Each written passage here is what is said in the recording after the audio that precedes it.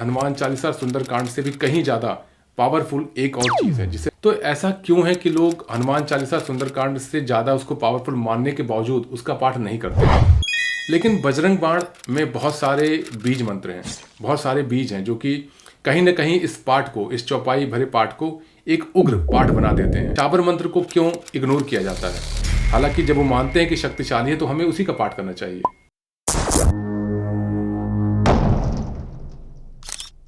जय हनुमंत संत हितकारी, सुन लीजिए प्रभु अरज हमारी, जन के काज विलंब न कीजिए, आतुर दौर महासुख दीजिए। इसमें बताया गया है कि हे भक्त वत्सल हनुमान जी, कृपा पूर्वक मेरी विनती सुन लीजिए, अब विलंब न कीजिए और पवन की गति से आके भक्तों को सुख दीजिए। यहाँ पर हनुमान को जब पवन की गति से बताया गया, हम सभी जानते हैं पवन पुत्र हनुमान है और इस धरती पर उनसे तेज गति से उड़ने वाला, चलने वाला कोई भी प्राणी, देवी देवता कोई नहीं है। जय अंजनी कुमार बलवंता, शंकर सुवन वीर हनुमंता। हे अंजनी पुत्र अतुलित बलशाली, शिव के अंश, वीरों के वीर महावीर, हमारी रक्षा कीजिए। सामान्यतः जब भी हनुमान साधना या हनुमान उपासना की बात आती है तो लोग या तो हनुमान चालीसा या तो सुंदरकांड की बात करते हैं, वही चीज़ उनके दिमाग में आती है। या तो अगर हेल्थ से रिलेटेड है, शारीरिक कोई परेशानी है, मानसिक परेशानी है, तो वो हनुमान बाहुक का पाठ करते हैं। लेकिन आपको जान के हैरानी होगी कि हनुमान चालीसा सुंदरकांड से भी कहीं ज़्यादा पावरफुल एक और चीज़ है जिसे बजरंग बाण कहते हैं। हालांकि सुंदरकांड और हनुमान चालीसा का अपना एक तेज है। आज के टाइम पे भी अगर हम बात करें तो हनुमान चालीसा और सुंदरकांड का पाठ हमें अपने आसपास बहुत देखने को मिलता है और इसके प्रभाव को भी हम देखते हैं कि लोगों की जो मनोकामना होती है, लोगों की जिस पर्पस से वो करते हैं वो सिद्ध होते हैं। तो ऐसा क्यों है कि लोग हनुमान चालीसा सुंदरकांड से ज़्यादा उसको पावरफुल मानने के बावजूद उसका पाठ नहीं करते? सो इस वीडियो में हम पूरी बात करेंगे कि बजरंग बाण क्या है, लोग क्यों इग्नोर करते हैं बजरंग बाण करने से और बिलीव करते हैं हनुमान चालीसा सुंदरकांड पर। बजरंग बाण है तो हनुमान चालीसा की तरह चौपाइयों से वो भी बना हुआ है, लेकिन दोनों में फर्क है। हनुमान चालीसा भक्ति भाव से एक भक्त अपने भाव को प्रकट करके हनुमान जी से विनती करता है, उनकी उपासना करता है कि मेरा यह कार्य है या मैं आपकी कृपा प्राप्त करना चाहता हूँ। लेकिन बजरंग बाण में बहुत सारे बीज मंत्र हैं, बहुत सारे बीज हैं जो कि कहीं ना कहीं इस पाठ को, इस चौपाई भरे पाठ को एक उग्र पाठ बना देते हैं। और उग्र होने की वजह से इसका प्रयोग सबसे ज़्यादा शत्रुबाधा, तांत्रिक अभिचार या किसी प्रकार की नकारात्मक क्रिया अगर की जाती है, या बहुत ज़्यादा मानसिक किसी शत्रु के द्वारा घिरे हुए हो आपको लगता है कि अब और कुछ नहीं है, तो बजरंग बाण का पाठ किया जाता है। और इसे बजरंग बाण इसीलिए कहते हैं क्योंकि एक बार इसको चलाने के बाद, इसका जो संकल्प लेके अगर इसका पाठ कोई उपासक करता है तो एक बार चलाने के बाद इसका रिजल्ट तुरंत देखने को मिलता है। हनुमान चालीसा और सुंदरकांड में आप भक्ति भाव से भगवान को प्रसन्न करते हो, तो होता क्या है कि वहाँ पर आपका भक्ति भाव, पद्धति, सारी चीज़ें आती हैं। लेकिन बजरंग बाण में क्या होता है कि बजरंग बाण एक ऐसा उग्र पाठ है, चौपाइयों से भरा हुआ, जो कि हनुमान जी को सौगंध, हनुमान जी को कसम देता है। और इसके कहीं ना कहीं जो एक पर्पज़ है कसम देने की, वो मैं आगे बात करूँगा। आप में से जो साधक होंगे वो जानते होंगे कि शाबर मंत्र जो है वो भी अपने आप में एक शक्तिशाली माना जाता है, लेकिन फिर भी लोग वैदिक मंत्र या बीज मंत्र का प्रयोग करना ज़्यादा प्रेफर करते हैं। किसी गुरु के सानिध्य में भी होते हैं तो गुरु हमेशा यही सलाह देता है कि आप शाबर मंत्र का उपयोग ना करें। हालांकि कोई भी तांत्रिक, कोई भी अघोरी या कोई भी गुरु इस बात से नहीं नकार सकता कि शाबर मंत्र में शक्ति नहीं है और वो अपने आप में सिद्ध होता है, इसलिए उसको हम शाबर मंत्र कहते हैं। केवल उपासक को उसे जागृत करना रहता है।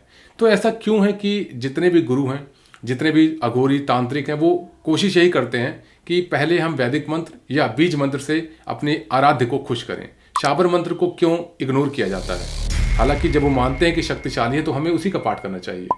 यहाँ पर सबसे बड़ा रीज़न ये है कि जब आप अपने ईष्ट को अपनी प्रार्थना से, अपनी उपासना से, अपने भाव से प्रसन्न करते हो तो आप जो चाहे वो मांग सकते हो। और यहाँ पर आपका भाव कनेक्ट रहता है, एक आप फीलिंग करते हो कि हनुमान जी या आपके जो ईष्ट हैं वो आपसे खुश हैं।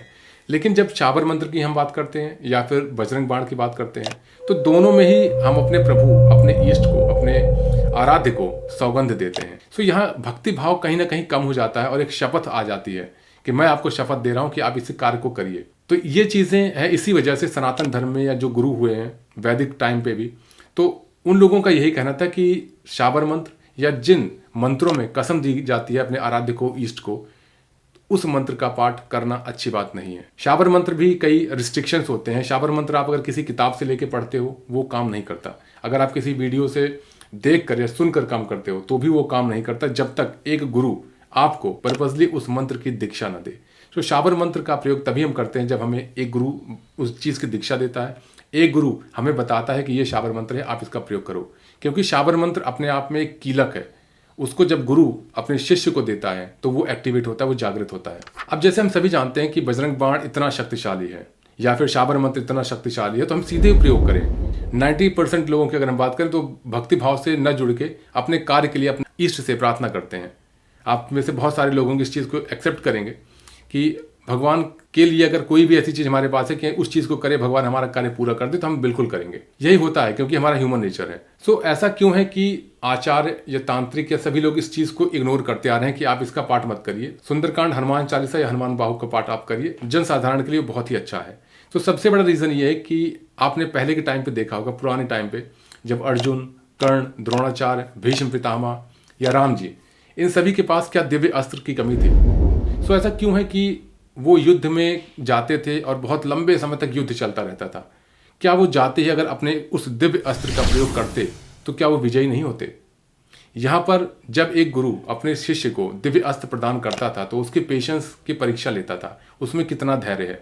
क्योंकि कभी किसी शक्ति को प्रदान करने से पहले जो शक्ति को ग्रहण कर रहा है उसमें वो क्षमता है या नहीं, या गुरु जरूर देखता था।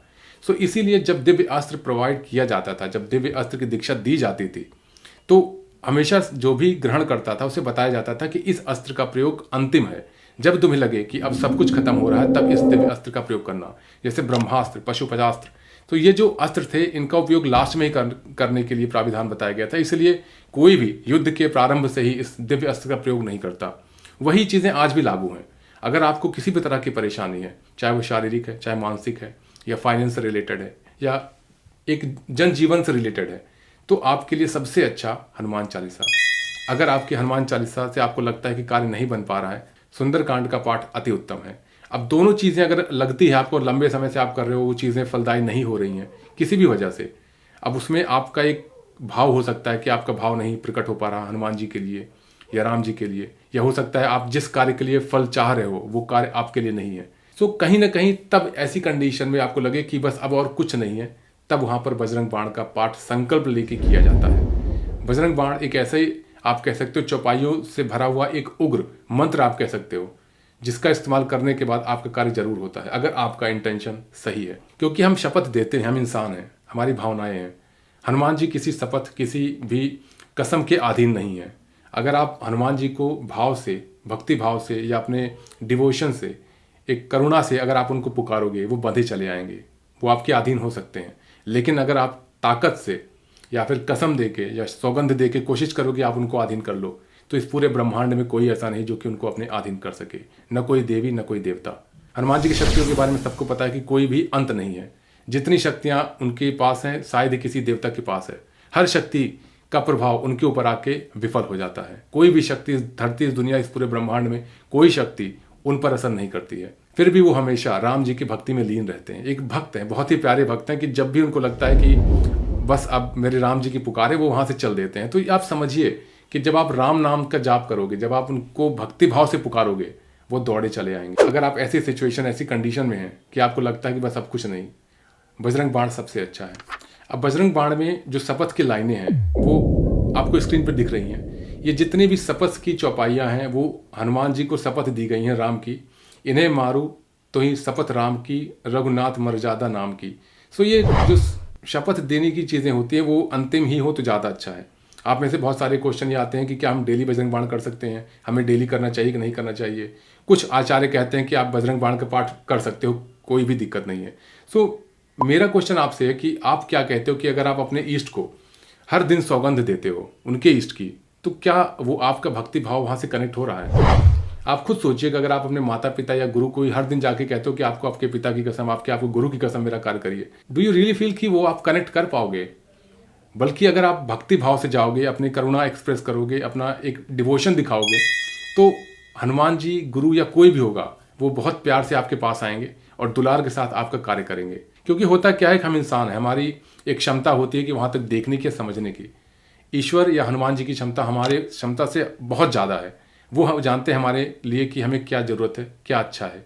सो इसलिए मेरा मानना यही है कि आप चाहे कोई भी साधना करते हो, कोई भी मंत्र का पाठ करते हो, मंत्र का जाप करते हो, अपनी भक्ति भाव को इतना बढ़ा लीजिए कि वो बजरंग बाण से ज़्यादा काम करे, क्योंकि हनुमान जी अपने भक्त के लिए सदैव आते हैं। सो बजरंग बाण में एक लाइन आती है कि यह बजरंग बाण जो जापे, ताते भूत प्रेत सब कांपे। बहुत सारे लोगों को भूत प्रेत की शिकायत होती है, बहुत सारे लोगों को नकारात्मकता बहुत ज़्यादा आ जाती है। हनुमान चालीसा या सुंदरकांड का पाठ से वो नहीं होता, क्योंकि होता क्या है, नेगेटिव स्पिरिट जो होती है, नकारात्मक ऊर्जा आप कह सकते हो, वो अगर कोई भक्त रहा हनुमान जी का या किसी प्रकार का कोई भक्त रहा, तो उसको भक्ति भाव इतना ज़्यादा रहता है कि सुंदरकांड या फिर हनुमान चालीसा असर नहीं करती है। आप अगर नहीं जानते, मैं आपको बता देता हूँ, क्योंकि ये एग्जाम्पल मैंने देखा है कि एक प्रेत इंसान के अंदर है, वो हनुमान चालीसा का पाठ कर सकता है, सुंदरकांड का पाठ जहाँ हो रहा वहाँ वो बैठ सकता है। क्यों? क्योंकि वो उस प्रेत को भक्ति भाव जन्म से ही है। जब वो पैदा हुआ था उसने अपने पूरे जीवन काल में भक्ति भाव ही दिखाई। अब वो अगर किसी इंसान के अंदर आ गया है किसी भी तरह से, किसी ने तांत्रिक ने किया है या कुछ भी हो सकता है, वहाँ पर ये दोनों चीज़ें नहीं कार्य करती, क्योंकि उस प्रेत में वो शक्ति है, उस आत्मा में वो शक्ति है कि हनुमान जी के डिवोशन के लिए वो एक्सप्रेस कर सके कि हनुमान जी मैं आपका पाठ कर रहा हूँ, वो भी एक भक्त है। तो वहाँ पर हनुमान जी आपके लिए नहीं आएंगे। लेकिन बजरंग बाण एक ऐसी चीज़ है कि किसी भी प्रकार के भूत प्रेत नकारात्मक ऊर्जा आपके ऊपर है और आपने बजरंग बाण का पाठ शुरू कर दिया, वो तुरंत ही आपका शरीर छोड़ के भागेगा। या अगर आपके रूम में है या फिर कहीं घर पे है, बजरंग बाण का पाठ एक ऐसा पाठ है जिसको कोई भी प्रेत या कोई आत्मा बर्दाश्त नहीं कर पाती है। सो बजरंग बाण बहुत ही ज़्यादा शक्तिशाली है। इसको करने वाले को थोड़ा सा धैर्यता और आप कह सकते हो थोड़ा सा संयम की जरूरत है, क्योंकि जब आप शपथ वाली चौपाइयों का पाठ कर रहे होंगे तो आपके अंदर से वो चीज़ें जागृत होंगे कि मैंने एक कसम दी है और मेरा कार्य जरूर होगा। सो पॉजिटिविटी आपके अंदर आएगी। लेकिन अगर आपने जो रूल्स हैं, अगर आपने एक जो संयम होता है, पद्धति होती है, उसको फॉलो नहीं किया, इस बजरंग बाण में इतने बीज मंत्र हैं, इतने बीज हैं कि वो जो उग्रता होती है वो कहीं ना कहीं आप पर उल्टा असर कर सकती है। सो बेहतर यह है कि इसकी पूजा पद्धति में जो कुछ रिस्ट्रिक्शंस हैं उसको आपको फॉलो जरूर से ज़रूर करना है, क्योंकि आप अगर परेशान हैं, आप अगर चाहते हो कि इसका फल आपको पूरी तरह से मिले, तो आपको भी संयम के साथ पूरी पद्धति को निर्वाहन करना पड़ेगा। इसका जो सबसे कड़ा नियम माना जाता है वो ब्रह्मचर्य का है। अगर आपने मंगलवार और शनिवार को संकल्पित होकर बजरंग बाण का पाठ उठाया है कि मैं 11 दिन हर दिन 11 पाठ करूंगा, मॉर्निंग में 5, इवनिंग में 6 या फिर मॉर्निंग में उठ के 11 पाठ, सो आपको ब्रह्मचर्य का पालन करना है 11 दिन। ब्रह्मचर्य खंडित होना मतलब आपकी साधना खंडित होना। स्पेशली हनुमान जी के जो साधक हैं वो इस चीज़ को जानते हैं।